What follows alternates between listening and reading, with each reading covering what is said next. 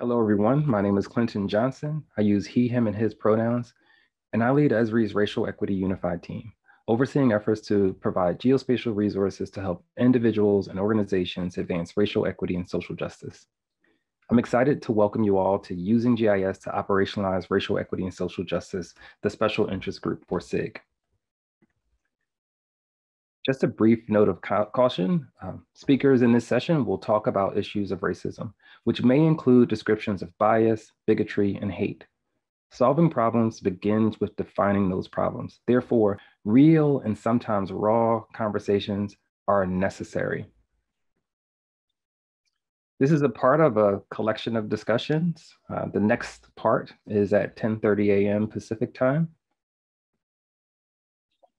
And these two conversations are a part of a much larger set of conversations around diversity and inclusion and equity and belonging, all taking place in special interest groups today at the user conference.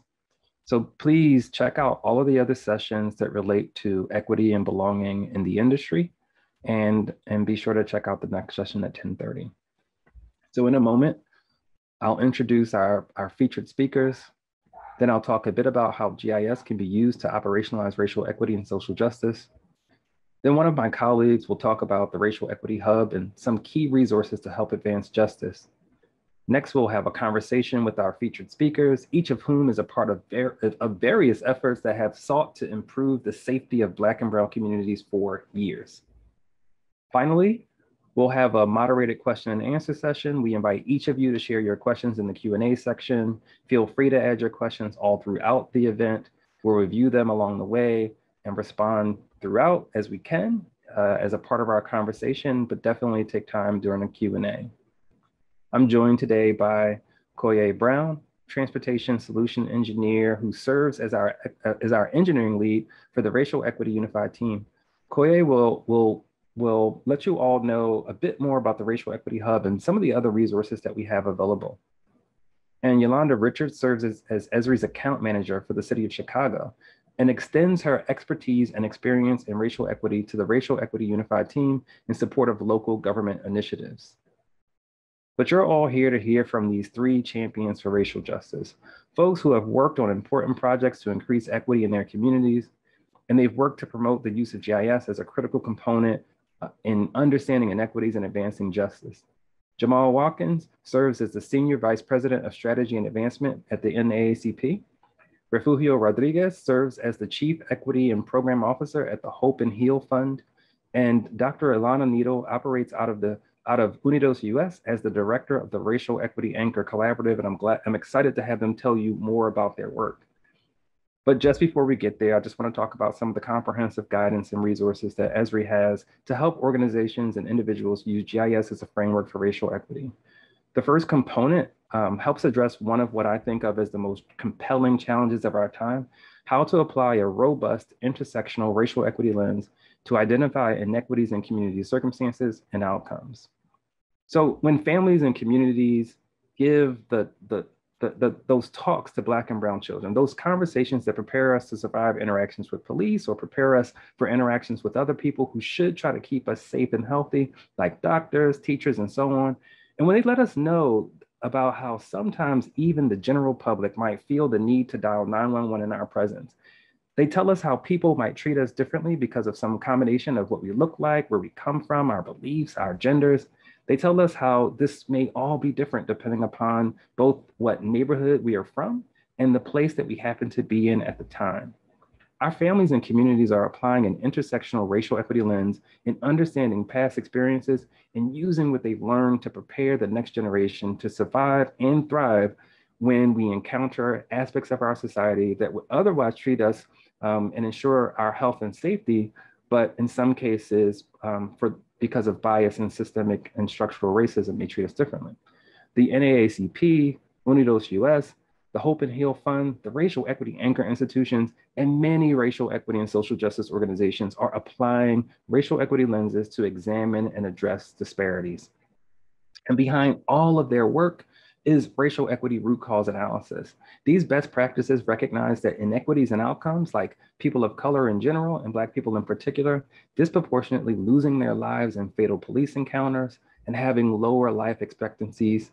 These inequities in outcomes, as well as inequities in community conditions and community assets, like over-policed Black and Brown neighborhoods that also suffer from underfunded schools, all of these inequities flow from decisions and practices further upstream, from policies, budget choices, and messaging that disproportionately harm people of color. The goal of this methodology are twofold. One, to address unhealthy equity streams, and the other, to uplift and amplify those decisions and practices as patterns that lead to community circumstances that drive positive outcomes. And GIS helps to automate and amplify these racial justice best practices with maps, spatial analytics, and many other related techniques. The next set of guidance Esri provides helps address another compelling challenge: how to operationalize racial justice, meaning how to embed racial equity directly into institutional and organizational practices to increase opportunities for communities of color and to reduce their undue burdens. Today, many people are trying to explore the concept of public safety, and they're doing so in a broader sense than just fighting crime. They're considering disparities in health and well-being in Black and Brown communities when compared to their white counterparts. Likewise, they want to understand how those disparities in outcomes relate to disparities in the availability of health resources and the exposure to harmful community conditions. And they want to understand other racial disparities in health, education, and policing. Using GIS, individuals and organizations can engage the community as they work to map and analyze equity. And with an understanding of where the needs are greatest, organizations seek to design better outcomes and advocate for positive policy changes. Using GIS, you can operationalize racial equity best practices, meaning you can design more equitable allocations of resources and embed decision-making tools directly into institutional processes, all while engaging communities and other stakeholders through hub sites, compelling story maps, and crowdsourcing apps. Finally, organizations seek to assess the impact of their efforts while understanding the perspectives and needs of the community at large. Using GIS, you can add dashboards to the mix to track community indicators and performance indicators, the ones that matter most. The other two components, racial equity configurations and racial equity envisioning, focused on specific products, solutions, and services that Esri offers to support efforts to make racial justice a reality in organizations across any industry. But again, that's not what you're here for, but just for a brief moment, we'll take some time to let Koya Brown talk about the Racial Equity Hub, which is one of the best places to find many of these resources. So Koya, I'll hand things over to you. Hi, I'm Koya. If you're wondering where to start, or if you just want to leverage a community action hub, or simply find data, you can start here. The Racial Equity Hub is an ever-expanding resource designed to help operationalize racial equity. Today, I'm going to walk through the hub resources and learn lessons, all focused on GIS and racial equity. Through the hub, you can find ways to get started, find data, or request assistance for your project. We also have articles on best practices and GIS workflows to achieve racial equity. Because the site is ongoing, we regularly feature applications using our tech from within this space.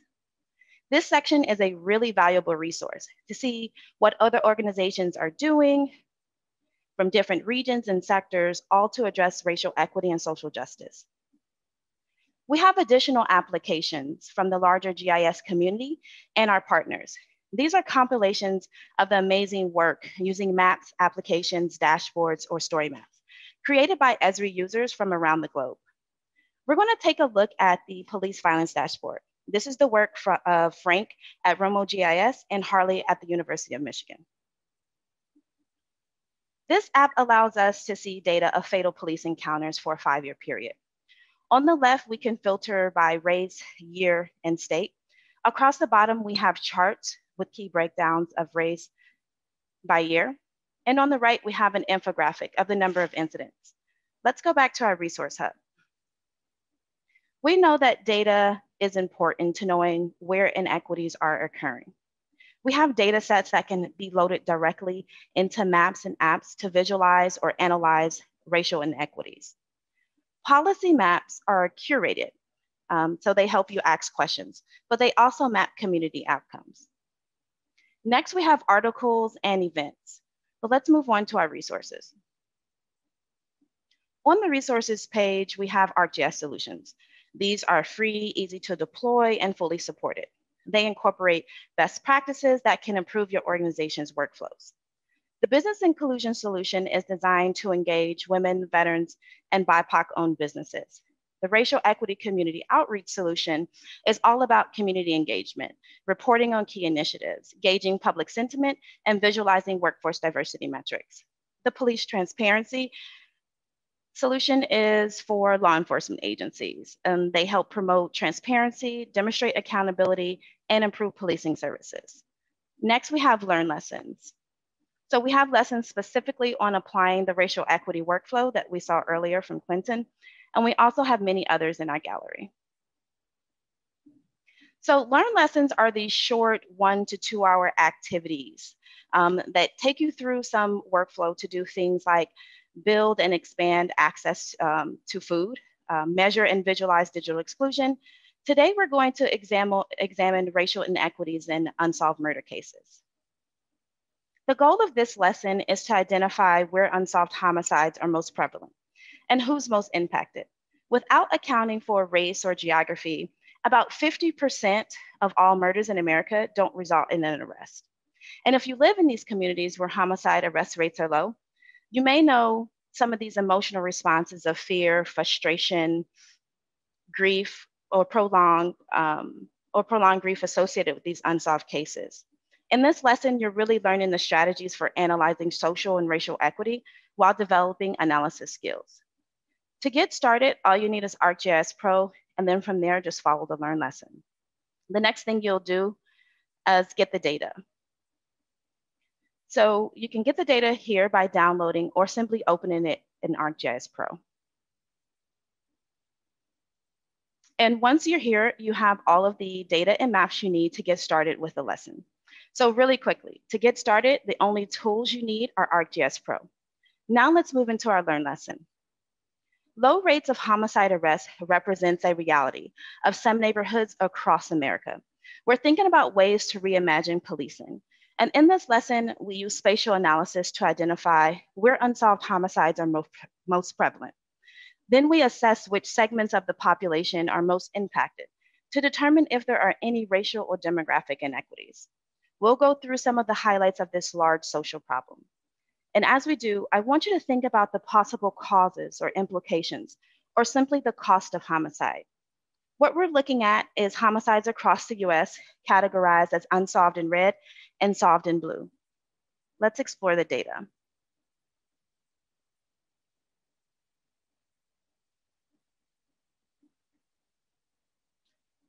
For this data set, the most common race is Black, sex male, and the top city is Chicago.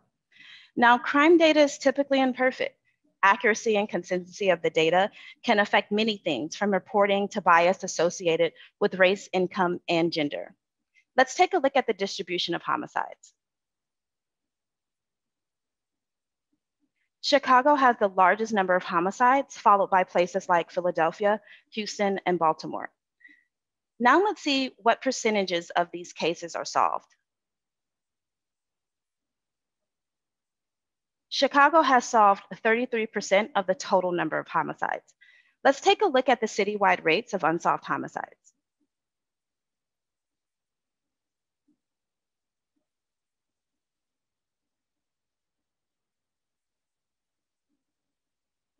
In 6 cities, the homicide rates are over 55%.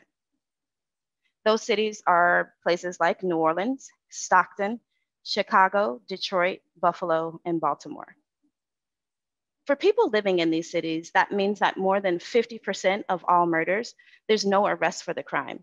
Resources in the Learn lesson show that unsolved murders have increased in the last 50 years. They also show that there's a discrepancy based on race and other demographic factors to where murders are solved more or less often. Next, let's take into account the victims, race, and try to ask the question or answer the question, is murder less likely to be solved if the victim is of a certain race?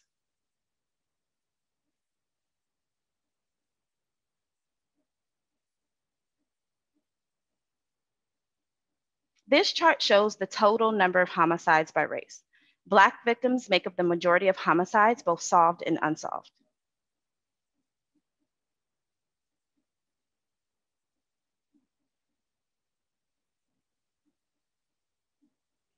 we're looking at only Black victims, and there are more cities with unsolved homicide rates over 55%. Our analysis suggests that race is a factor in whether homicides are solved. Failure to solve Black homicides may lead to distrust of police and communities and result in reduced cooperation, further exacerbating the problem, leading to even fewer arrests. I'll stop here, but the Learn lesson continues on to do some powerful analysis to evaluate demographics. If interested, please make use of this Learn lesson. Just a quick recap. The Racial Equity Hub is an ongoing and expanding resource designed for organizations engaging in this work. You have access to best practice workflows, apps, data, and Learn lessons. It's really a one-stop destination hub for using GIS and racial equity work. With that, I'll thank you for your time today. So thank you, and I'll turn it over to Yolanda, who will be narrating the discussion.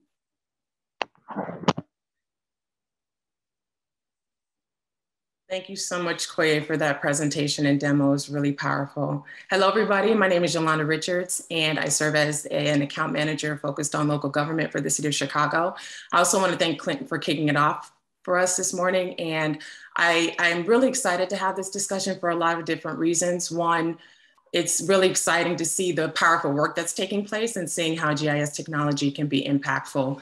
Before we get into the discussion, I really want to just give an acknowledgement to our panel and our conversation today. So to Jamal, Elana, Julio, I really want to just thank you and acknowledge the work that you're doing. First and foremost, this work is powerful.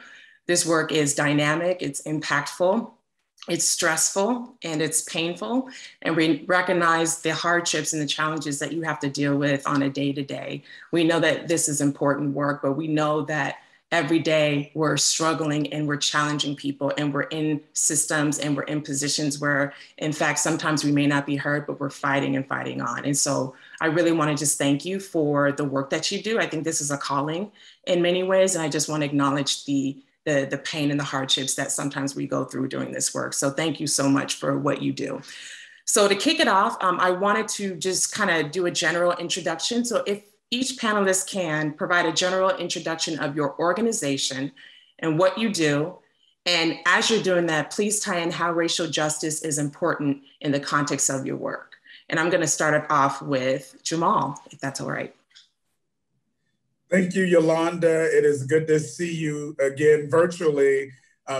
We are proud as NAACP to be an institution that is now 112 years old, but and I say that with a caveat, and that's where the but is. Although I bring you greetings on behalf of our President and CEO, Derek Johnson, our members and activists, and the good work that we do, that caveat or that but is that we exist because we are combating structural racial inequalities. We exist because we are actually fighting the racism that permeates throughout our society. And what that tends to look like is what we've experienced over the last year, if you will, since the murder of George Floyd, where we saw, I think, in this nation, days and days of racial reckoning that really forced the country to wrestle with, and not actually come to a true conclusion, but forced the country to wrestle with what does it mean to achieve racial equity.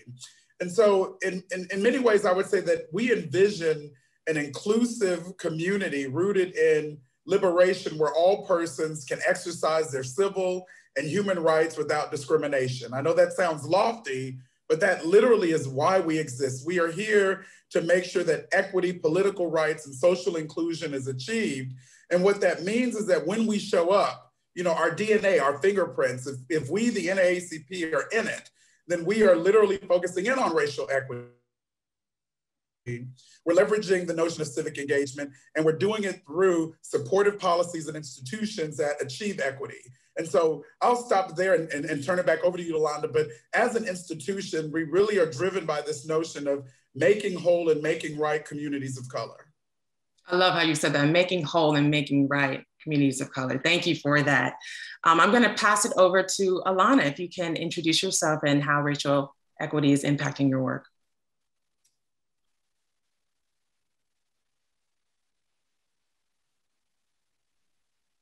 You may be muted, Ilana. Oh, sorry. Hi, everybody. My name's Ilana. Thank you for having me. And thank you, Yolanda, for this really amazing introduction and for creating the space for this timely discussion. My name is Ilana Needle. I'm the director of what's called the Racial Equity Anchor Collaborative. And the Racial Equity Anchor Collaborative is a group of 9 racial equity organizations generously funded by the W.K. Kellogg Foundation, who you heard President Montgomery Tabron speak yesterday, and she's amazing.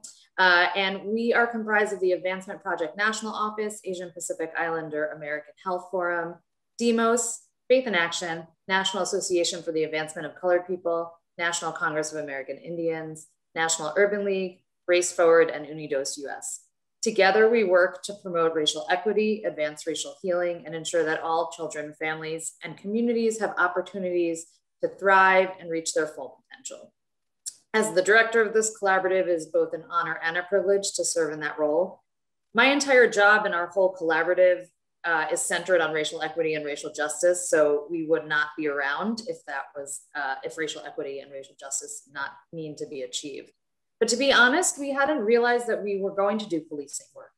And given the givens and the environment that happened, it felt like a natural move to step into the fold, to fully reimagine policing from a community perspective. And so that's what we're doing. And we're really happy to be here. Thank you. Beautiful. Thank you so much, Ilana. And then last but not least, Refugio, if you can introduce yourself and a little bit about how racial justice is important in the context of your work. Great. Thank you, Yolanda.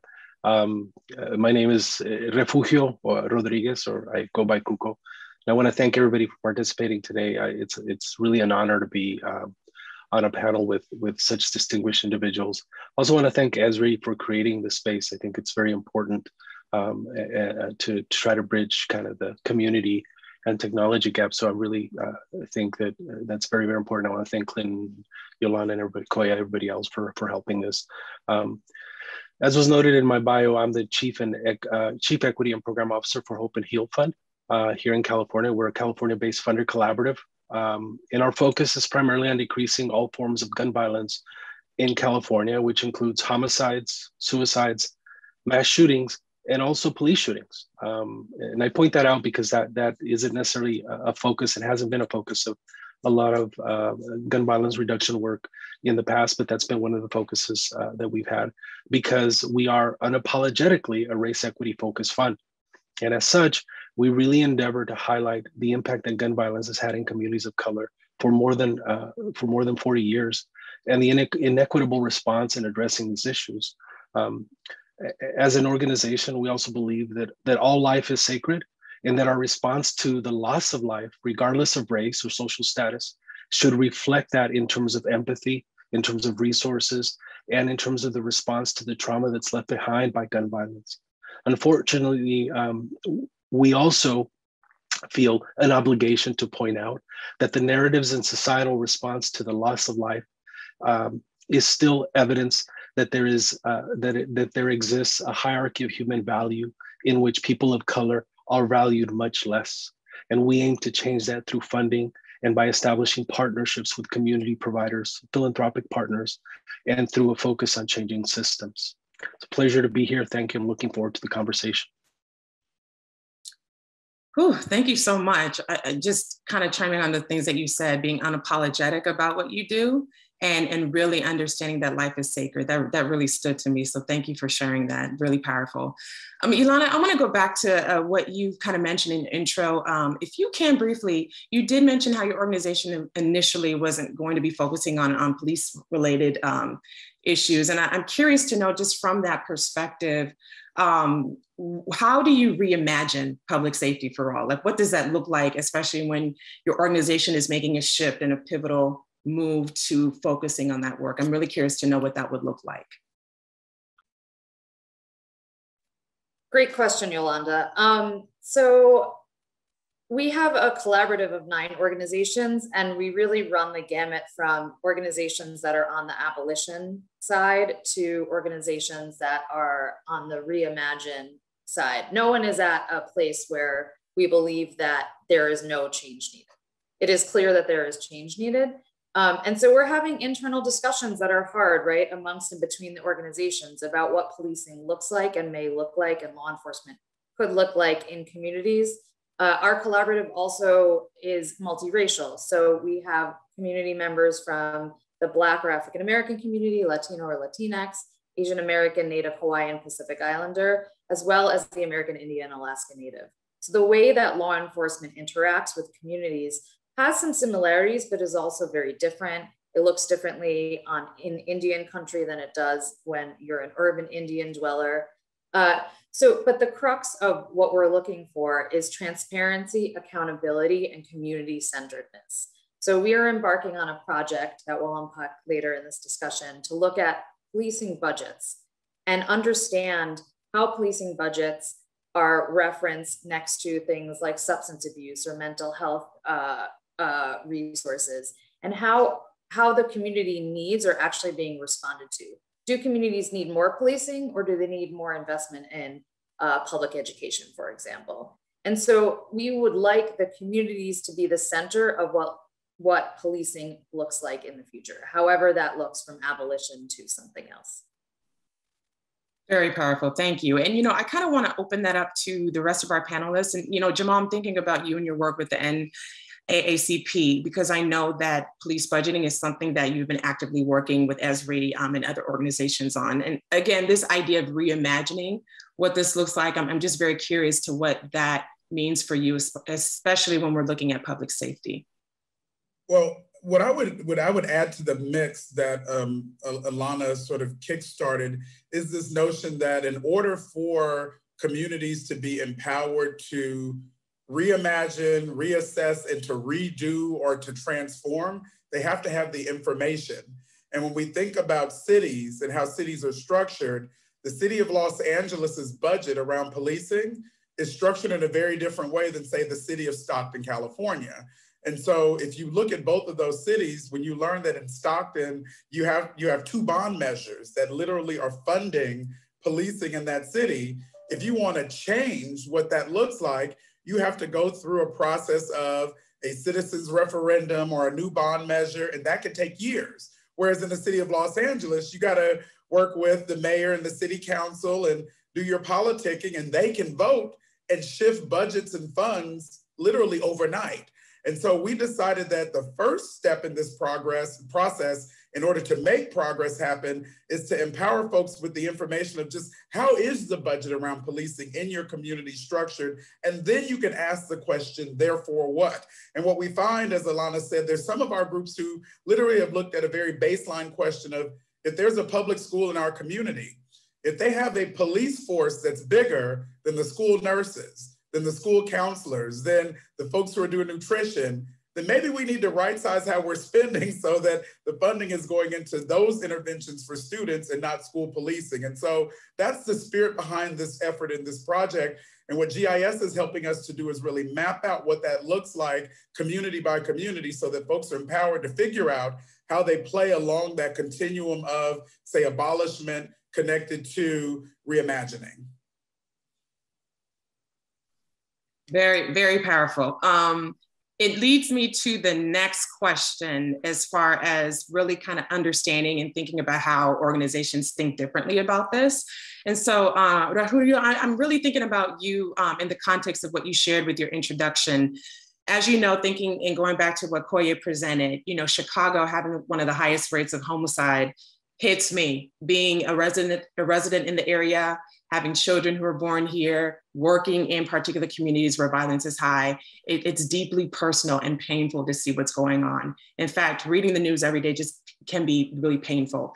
And the next question I really want everyone to think about and be open and transparent, or as transparent as you can be, because I know it's hard to sometimes answer this question. But what keeps you up at night? And what I mean by that, what are the priority issues that you're facing, the challenges, whether it's a personal or professional matter? What literally keeps you up at night? And Rahul, I really want to start with you and really get that context from your perspective. Thank you. I'm going to answer this in two ways. As you said, very personal because I'm a parent, but because I do this work in terms of gun violence. One of the things that keeps me up at night is that in almost, and I wasn't aware of this, but when I started doing this work in Hope and Heal, this statistic really, I think, bothers me, is that in almost 80% of the cases where there's a school shooting, the young people involved acquired firearms from their home. So that should keep everybody up at night if you have children. And I live in a community with a high rate of gun ownership. So, growing up myself in a community that had violence, I'm sure my parents worried about a different type of violence, but this is really a whole other level in terms of when you see what's happening. And again, I don't live in a community like I grew up, but it still concerns me. And I thought that I had escaped that type of violence, but I really haven't. It's now kind of grown. Now, as a race equity officer, and the work that I do, what keeps me up at night is that, this country really suffers from amnesia when it comes to the impact on people of color in terms of the impact that issues have had. This really devastates communities of color because I think systems ignore the compounding impact of serious catastrophes that occur in our communities. COVID is but the latest pandemic to overwhelm our community. In the last 40 years, our communities struggled with several epidemics. Crack devastated many of our communities in terms of addiction and inexcusable incarceration rates and sentences. AIDS devastated segments of the LGBTQ community in the 80s and 90s, but Latino and African American communities currently constitute over 60% of people with HIV. Middle and high school kids are now more likely to die from a firearm injury than any other cause. And the highest rates amongst those populations are African American, Native American, and Latinos. But this issue has long existed in our communities at much, much higher rates. And it's not until recently that we're still doing a very poor job of collecting data, but even beginning to collect that data. My point with all of this is that unfortunately COVID and its long-term impacts will linger like other pandemics. While it gets eradicated in white communities, this so-called pre-existing conditions are evidence, I think, that in our communities, we've been struggling for a long time, and that the previous pandemics were never eradicated in our communities. They came and left in other places that have impacted the whole country, but they remained, and the impact of those remained in our communities. Pre-existing conditions in African American, Native American, Latinos, and other communities of color, and historically white communities as well, didn't happen overnight. And I think that what really bothers me about COVID right now, it's not the impact that it's having in year 1 or year 2, is what is going to be the total impact and compounding effect of COVID on our communities over the next 20 years. What is that gonna look like? Because we as a country tend to forget that. And then we start at a snapshot and say, see, why aren't these communities doing better? Well, we all got over COVID, why haven't you? And then it becomes a blame issue. So I'm really concerned about the long-term impacts. I'm certainly concerned with what's happening now, but I'm very concerned at the long-term impacts given the pre-existing conditions, which again, frankly, speak to the inequities of the past, but previous pandemics and issues that have gone on and neglect that has occurred in our communities. Wow, yeah, very powerful. Thank you so much for that. A couple of things that you mentioned were, I think, are really critical. This did not happen overnight in COVID, right? Thinking about the realities that's layered on that. I know we have maybe 2 more minutes to focus on this question, but Jamal, I want to hear kind of your take on what keeps you up at night, and then we can hand it over to Ilana. If you can spend about a minute each. Thank you so much. I would keep it really pointed on making meaning of this moment. We have come out of some dark days of the previous administration, and my organization, while we're nonpartisan, we're not blind. Under the previous administration, it was pretty terrible. And now that we have a new administration, it doesn't mean overnight that gun violence disappears in Chicago, or that jobs reappear in the South in the Black Belt, or that education in the public sector turns around and students are learning like never before. It means we got to make meaning of the moment and actually do right by our communities. And that actually is what is keeping me up at night, so that nothing is lost on our watch while we have the opportunity to change and turn around this thing that was headed in the wrong direction. That's so powerful, because you're really talking about the moment. I think people get excited when leadership comes in and everything is done. We're still dealing with the same issue. I think this is kind of the narrative of racism never went away. It's echoing, it's manifesting, and it's cultivating in a very different way. And we cannot lose sight of that. So thank you for sharing that point. Ilana, if you can for about a minute, share just what keeps you up at night, if that's okay. Sure. I would echo what Jamal and Cuco said, so I want to lift that up. And I would also say, and this is an important question, the very frame from which we talk about who is American, who is a citizen, and the impacts that that frame has on our policymaking. Soon we'll be getting Census Bureau numbers that dig into racial and ethnic counts of people in all the states. Those counts have profound and robust implications on electoral politics, federal, state, and localities, funding distributions, etc. And given that climate, as Jamal referenced, that the census was conducted under with vast amounts of underfunding, a citizenship question that was tried to be an ensuing court case, we know that there are undercounts in communities of color, and that will continue to enhance all of the structural issues that we're talking about moving forward. And that census is with us for 10 years. Tied to that is the voting right landscape. We're seeing already a weaponized, racialized 2020 landscape for the midterm elections. And I would say that there's a desire to leave COVID behind us, but we are still in a pandemic and a recession globally. And that is exacerbated by the, as you said, Yolanda, aptly, racism existed before. So we're layering onto, and as Cuco, we're layering onto issues and we're not fixing anything as we're layering pandemics upon pandemics. Thank you so much for the question. Not a problem. Thank you for your answer. And thank you to all the panelists for the answer. So as we're talking about, the organizations that you're part of, what keeps you up at night, how we reimagine, my next question is really centered around this idea called GIS. Obviously, you all have touched it. You're working with, whether it's Esri or other organizations, because location is critical, location matters. And so I'm curious to know what you see as the potential in your organization to use GIS to operationalize your efforts to advance racial justice. Jamal, I kind of want to start with you, if that's okay, and then we can go to Refugio, and then we can go back to Ilana, if that's okay. Yeah, I think that's a great question. And when we think about living in a reality where we don't have unlimited resources and everything is hyperlocal, my organization in particular and the partners we work with, we are rooted in community. And so what things look like in the great state of Texas may be slightly different than here in where I live in Washington, D.C. And so what GIS is affording us the opportunity to do is to pinpoint exactly how things, how issues, how the things that we're wrestling with impact a local community so that we can then find the right policy solutions or practices to counter what is happening in those communities. And so I use this example periodically because I am from California, but I live in Washington, D.C., that at one point, folks were saying erase racism by not talking about racialized statistics. But then you had white women in Marin County say, no, we have the highest rate of breast cancer in all of the state of California in Marin County, and it's rooted in the white community in this county. So if you start to erase race, if you start to take out geography, then you can't pinpoint what was happening in that county to that population.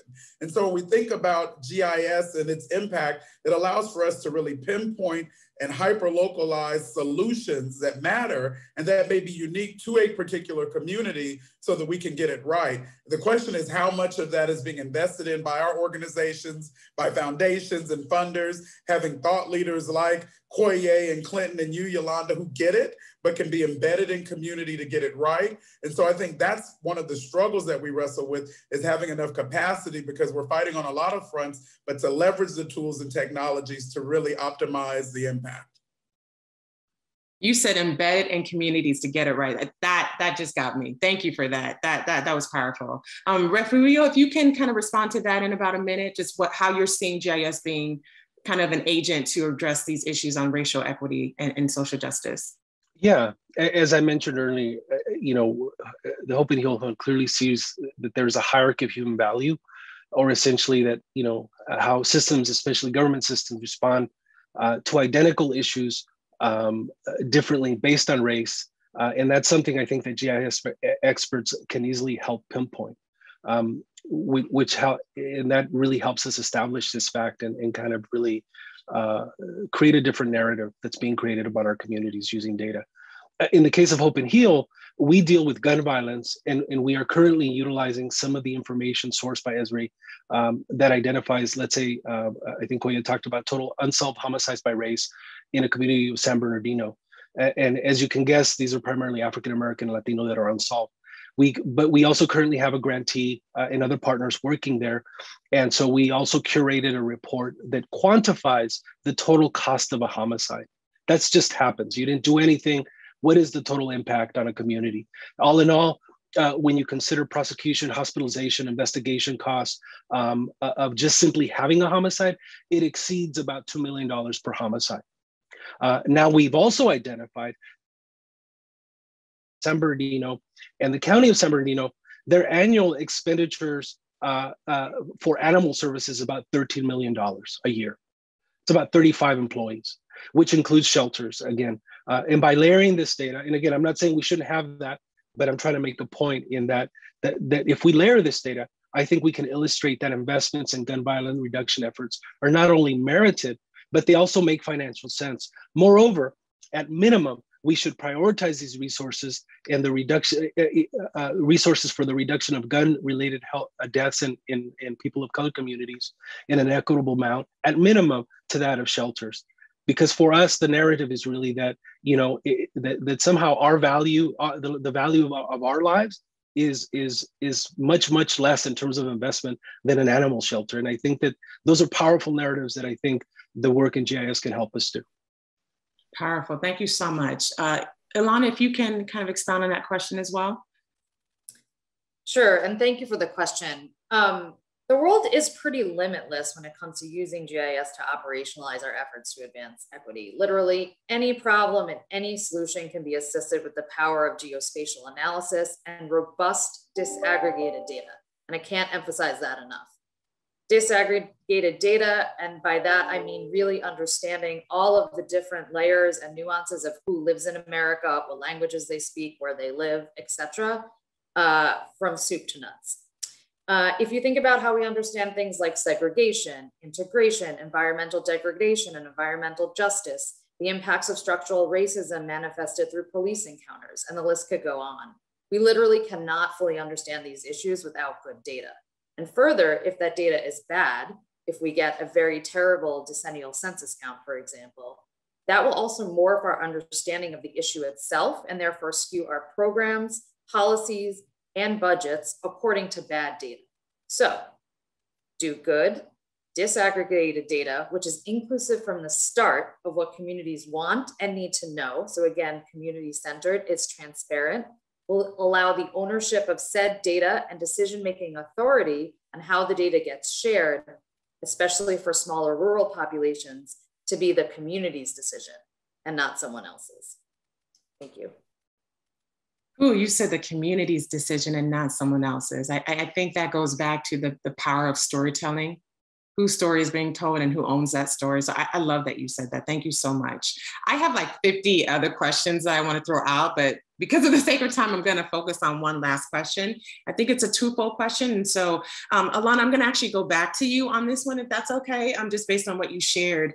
But I guess my question is, how do we keep this conversation going and making sure that it's productive? It's great to talk about it and do it, right? You said do good, which I thought was really powerful as well, but how do we keep that going? And how do you encourage other organizations to consider doing this, especially if they're kind of coming into it from an introductory level? They're afraid, they're fearful of talking about these very challenging notions of racism, all of that. How do we keep the conversation going and doing good? This is a great question and also very timely. There is an ongoing attack right now of talking about race in general. We're seeing legislation around the country popping up that is attacking what's called critical race theory. And that is just a guise. That is a guise for talking about race at all. We cannot fix things when we cannot talk about them. If we are told that a specific word or word pairing like white and supremacy is now illegal to talk about in a classroom, then we cannot really make any strides in tackling racism in America. And so there are a few things that you can do individually. We live in an internet age as we're doing this virtual conference. There are a plethora of tools that you can access. There are also facilitators that can help you through guided discussions. There are people that are trained in doing this. There are wonderful therapists. But from an action standpoint, one of the most pressing things our country is facing in the next couple of years is this attack on critical race theory, which is, again, just an attack on talking about race. And there are 24 states that have bills moving through their legislature in various forms that are attacking this structure itself. And so find out if it's happening in your state and push back and fight back. This is a local fight, a local and a state-based fight. So this is on the ground. It's time to get dirty. There are actions that are happening in states like Louisiana, Idaho, and Iowa, which already are banning words like racism, race, and white supremacy. And I'm happy to give folks resources after this. But the most important part is to keep the conversation going. Do not listen to the other side when they say that it's divisive to talk about race. No shit. Ooh, I'm sorry. Hi, everybody. I curse a lot. Yes, talking about race can be uncomfortable. It's supposed to be. This is the environment that we need to have in order to make change. Get ready to be uncomfortable, white people. It's okay. We can do this together, and we need to have these conversations. We put a disclaimer in the beginning, okay? We said there might be explicit content. So we're good, Ilana, we're good. Refugio, if you can kind of allude to the question as well, especially in the context of your work. And, you know, Ilana just said you need to be able to have those tough conversations. Again, terminology can be triggering, but there's context behind it. So I'm just curious, especially with what you talked about and this idea of life being sacred. How do you see this going on and being productive? Because you're doing it already. It's really the organizations that are either failing to have those conversations and they're embedded into the work, or those who just literally don't want to have the conversation. How do you encourage people to keep this going and productive? You know, to me, the process is one thing, but I think it's important for us to step back. You know, I worked, I was a program officer for the Kellogg Foundation on the race equity team. And I was working on a leadership project. And as a consequence, we were talking to a lot of experts that do leadership development for philanthropy companies, different folks. And what astounded me is that these are the national experts that do this work across the world. And there was no conversation about equity and no conversation about leadership and technology. So think about that. The two biggest issues that we're talking about right now, right, bridging this. And these are supposed to be preparing these leaders to do great leadership work. And I think what different sectors are finding out now, you know, post George Floyd, is what a lot of us have been saying for a long time, which is the institutions that you've gone to and the things that you valued have ill-prepared you for this moment. Because now you're looking around the room going, who wants to answer that race equity question? We're and so I've long said, you know, and our organization has that this is a skill set. A lot of us work at this a lot. We spend a lot of time doing this, and you don't value it. And at the moment, when you're on the hot seat as an organization, as a foundation, or you're trying to get funding, or somebody's asking you, so what's your framework? Well, we work with brown people. Well, who else are you going to work with in East LA? Right? We work with African-American communities. Well, who else are you going to work with in Chicago? Right? So that isn't equity, and that has no depth. And I think that we're at a place now where I think organizations need to acknowledge that leadership is not sidestepping conversations about equity. That's the antithesis of leadership. That's failed leadership.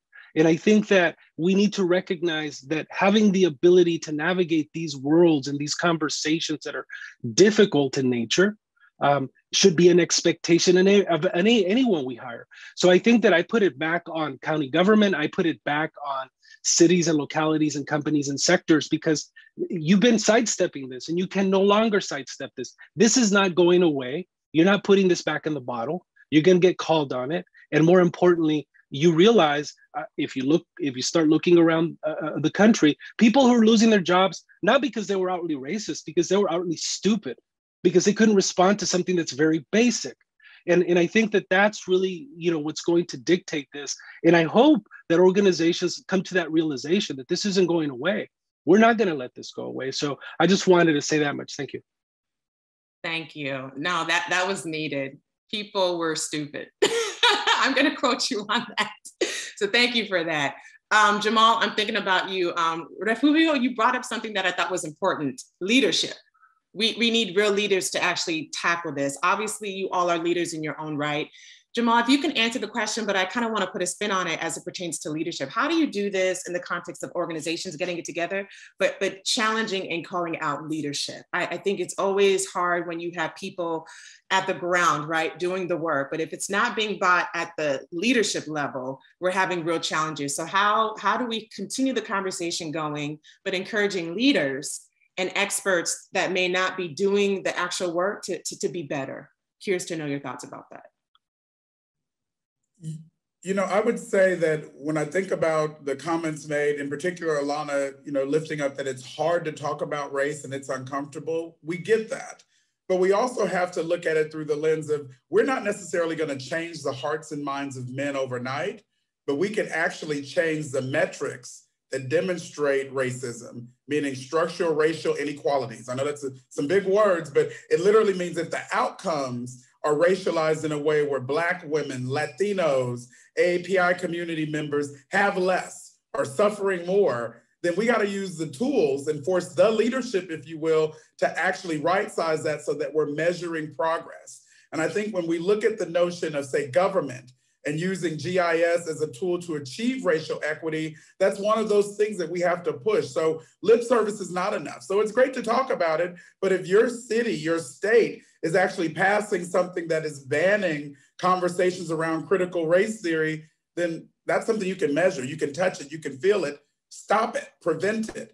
Because the talking about it is one thing, but doing something about it is another. So I would argue that in this moment, as we think through the applied reality of leadership, and I'm going to go there, the applied reality, what is it that you have done that's going to make life better for the communities that we all are supposed to be serving? And if we can use these tools to say, today, violence in pick a community looked like X, but because of our policy and practice efforts, tomorrow it looks completely different. That's actually the leadership we want and need. And so I believe that in this moment, we have to continue to push to use the tools and the technology, but to hold leadership accountable for things that we can measure, because that's how we truly show progress, in addition to, of course, the dialogue and shifting the hearts and minds of men in community. Wow. So you said a couple of things, and one of the questions I wanted to ask you earlier, Jamal, was, do metrics really matter? You just hit it. You hit the nail, because I think, of course, a lot of us want hearts to change. It's very moving and telling to see how people are transformed. We're not going to get everyone to be at that level, but the metrics can show that this is actually impacting and harming. And so based on the data, again, a lot of people have a heart type of leadership kind of role, but I think a lot of people are data oriented. And so how do we look at the data to tell people this is critical for us to actually examine? Because according to the evidence represented by XYZ, these areas from a locational manifesting kind of in GIS, they're being impacted. That I think is really powerful. Metrics matter, data matters, and race matters. So what I want to do right now is actually bring Clinton back. I know we have a ton of questions that have kind of been circulating in this conversation. So Clinton, I kind of want to turn it over to you and just see what questions are coming out from this. Thank you again, folks. Panel. Yeah, this has been a great conversation. I just want to add some more fuel to the conversation by bringing some of the customer audience questions in. And I think you sort of answered this, so I'll say it. You decide whether or not you need to add to it. How can individuals and leaders within a company increase the comfort and ability of people within an organization to more effectively speak about and address racial equity within the scope of their work and influence?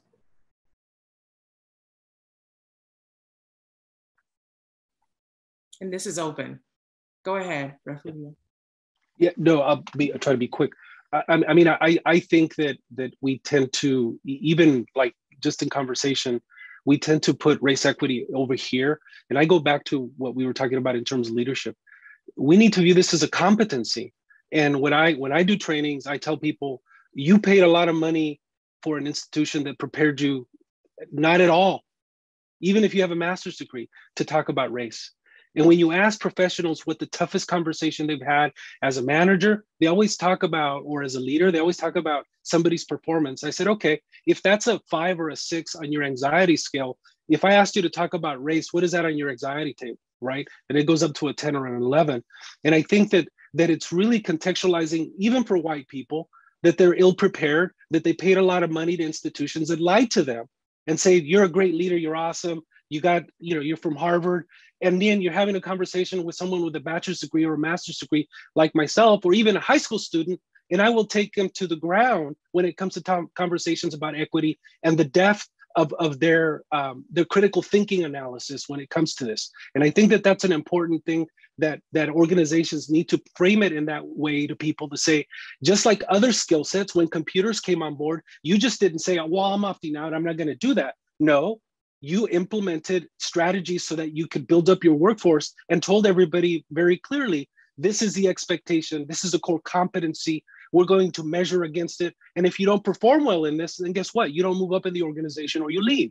And I think that that's really where we need to get to, because as long as we keep dancing around, well, I'm uncomfortable. Look, this is a skill set. This is computers. You telling me you're not doing email or you can't do a computer means that you're no longer in the workforce. Plain and simple. I really don't want to dance around this, because I do get it. I do feel for people's feelings and understanding, but the fact is they were ill-equipped, they were ill-prepared, and we can provide the tools to have that conversation. But I feel uncomfortable about this conversation should not be the reason why we don't have it. That's what's been happening the last 500 years. Yeah, I really appreciate all of that, and how it relates to some of the other things that you all were talking about.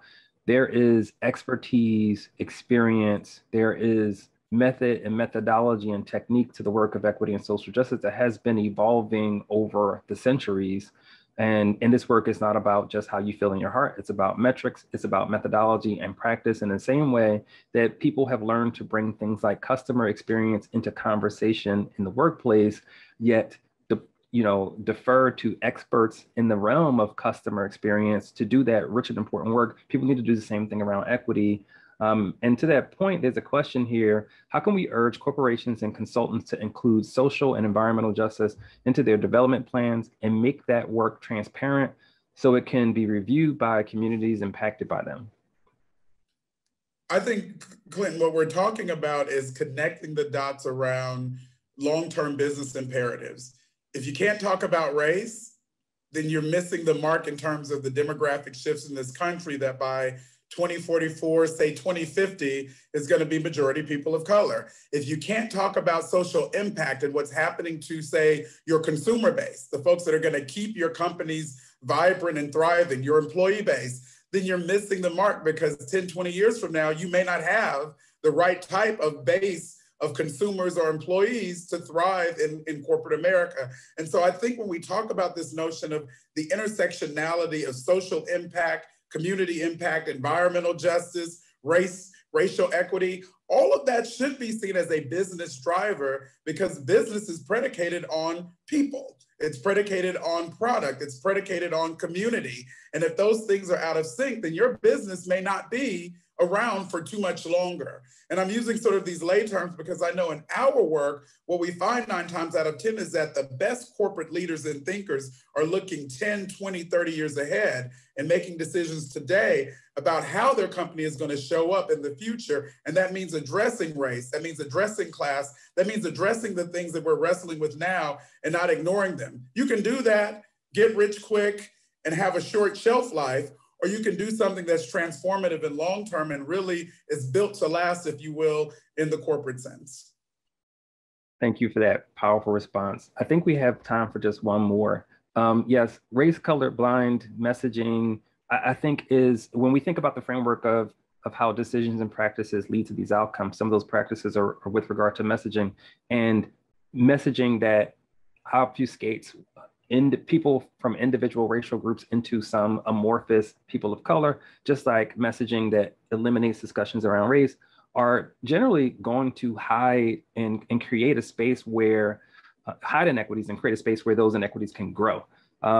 There's one other question: how do we account for racism and bias that exists in the data sets that we use to populate maps, particularly as we think about how there are people designing those maps, there are people designing those data sets, and very often the people in the room do not look like the people who are in the margins?